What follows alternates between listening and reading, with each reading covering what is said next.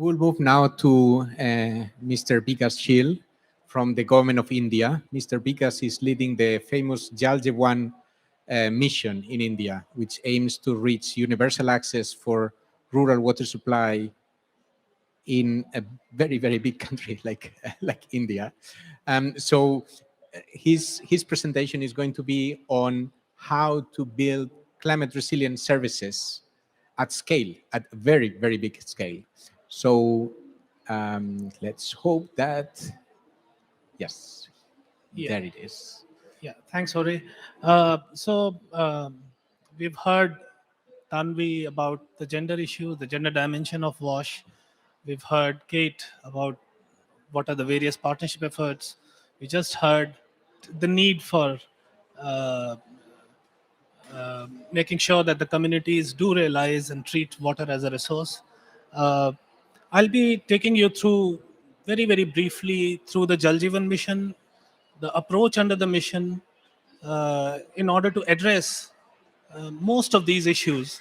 And as we implement Jal Jeevan mission, since we have just started 3 years into the mission, of course, it's a 5-year mission, so we are past the halfway mark, but there's still we have a very, very flexible approach.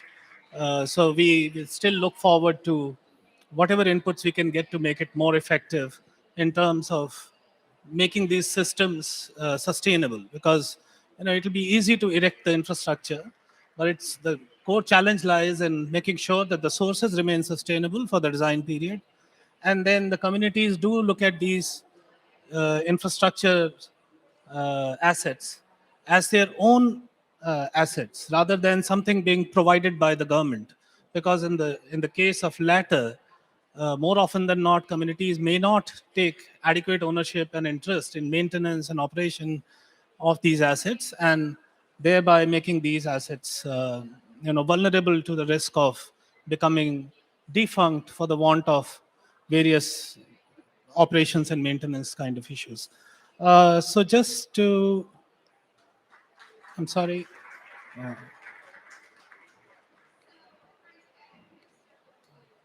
Okay, so Honorable Prime Minister made this statement in COP26 about the need and importance for adaptation. So that's forms the core basis of the Jal Jeevan mission. It follows the policy, since we have a very, very diverse context across the country. So as I said, we have a very, very flexible approach, and our approach and guidelines and the framework provide the flexibility to the states and implementing agencies to adapt as per the local context. We have contexts ranging from deserts to mountains to coastal areas to deeply forested areas, remote areas, and of course, very densely populated villages too. Just in a nutshell, uh, so what we are targeting to do in Jal Jeevan Mission is, it was launched in 2019 on Independence Day, 15th of August. So over a period of 5 years, provide tap water connections in all the rural households, 193 million rural households, in a span of 5 years, uh, ensuring that we do follow certain service norms of quantity, the prescribed quality, regularity, etc. Uh, and as you can see, the focus is on efficient water management, looking at water as a resource to reduce wastage, because uh, at the time of the start of the mission, only 18% households had access to tap water at homes. So 82% households, women and girls, used to collect water, often from long distances. It used to be very, very resource and labor intensive and time intensive kind of a process. And therefore, water use had very inherent efficiencies, because then the women, if they could not have afforded to waste any water, because then that would require them to do the same labor again and again. But with the tap water supplies coming in, there is a risk that, if we don't build the capacities and make the communities aware, it may lead to a lot more wastage, and to that extent create the risk of overuse, overexploitation, and thereby unsustainability. So that also is another focus area in the mission. uh, I'll The communities are at the heart of our approach. The villages that are covered, the plans, the schemes are prepared in consultation with the community. It is envisaged that once the schemes are completed, they'll be handed over to the community, and the communities will run them as utilities, collect user charges, and also take measures for source sustainability, reduce water wastage, and also grey water management, using grey water for groundwater recharge and further sustenance. Uh, so from the very beginning, we have made an effort to inform people about the various risks that may be there to make the drinking water supply schemes vulnerable to becoming unsustainable. Uh, our approach has also been of partnerships, us being a very, very diverse context, as I said.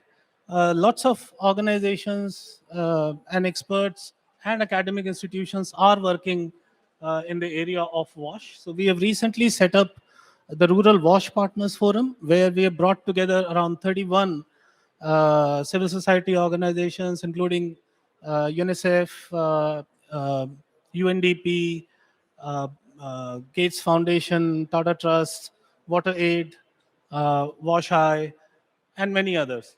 And the idea there is to bring all the organizations and the states and us on the same platform, on the same page, in terms of understanding what is being done by these various agencies in different parts of the country to assimilate the good practices and the knowledge that has been developed over a period of time, and then provide access to the implementing agencies to all these possible solutions, and also create opportunities for exchange of best practices, knowledge sharing, etc. We have 12 lead partners in the forum to lead the thematic work around a particular theme. uh, uh, More details are available on our website.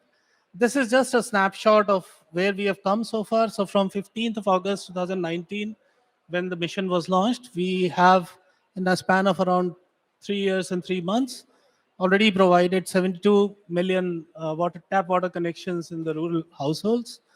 Uh, Something wrong. So lots of other snippets which were supposed to come on the other side. Uh, a cou- just one more thing that I would like to inform is, so as we cover the rural households, we are also covering schools and daycare centers. So around 85% of our schools and 83% of our daycare centers also have tap water supply now. At the start, it used to be in the range of around 15%. So in the last 3 years, this has substantially improved. We have set up a network of around 2,000 water testing laboratories, so and open to people so that people can get their water tested. The idea being that on the one hand we put up systems to supply drinking water, quality water, but also to educate community in terms of water quality and what is acceptable and what is not, and create accountability mechanisms for the water supplying utilities. So these 2,000 labs are spread over across the country. We've also trained around more than 1 million women for water testing using field testing kits. The idea being that women being the most critical stakeholders, they should be able to test the water being supplied at the household or at the community level. And then, if it is not found as per norms, they should be able to raise a flag, and there should be some mechanism to take a remedial action. And also, this also goes to build the confidence of people in the water being supplied, so that when it comes to collection of user charges or making sure of water use efficiencies, people are likely to be more responsive. So that's one of the critical interventions that we have taken under the mission. Uh, that's about it. Just one more thing. In terms of impacts and the climate resilience, what I'd say is that on the one hand, when we cover all the 193 million households, hopefully by March 2024, so in the next 16-18 months, we are going to provide something like another 70 million connections.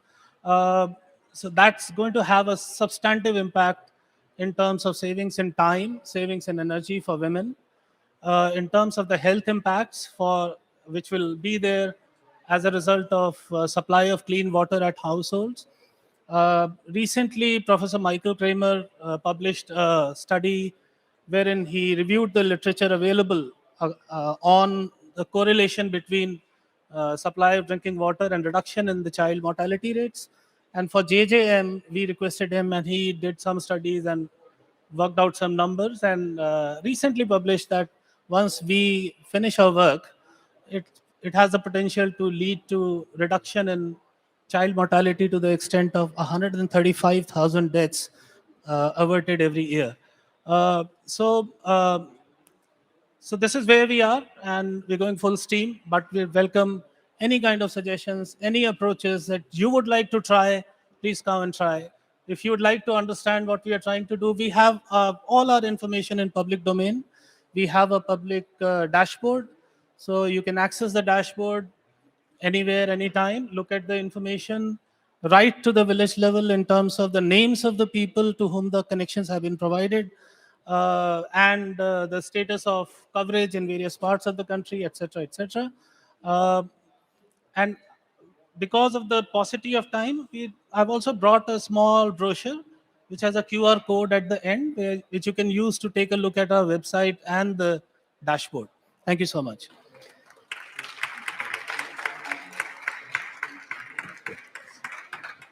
Thank you very much, Vikas.